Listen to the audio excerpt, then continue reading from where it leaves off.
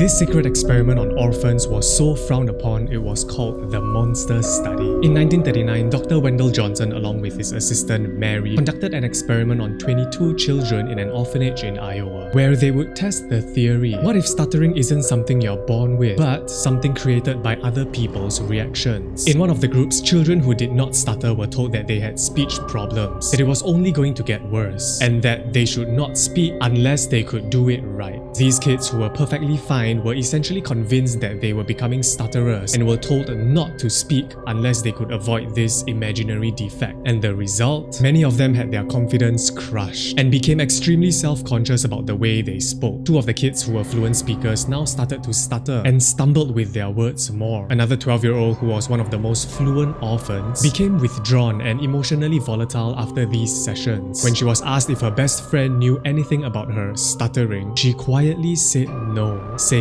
"I hardly ever talk to her." And this was her best friend. Like, what kind of 12-year-old hardly speaks to their best friend? This secret study was eventually unearthed in 2001, and the world went mad. But if there's anything that we can learn from this, is that our words carry a significant impact on our youths, and perhaps we should take note of how we react to the shortcomings of children. There are actually way more disturbing facts about this, and I cover all of them in my latest YouTube video, so go check it out if you have the time.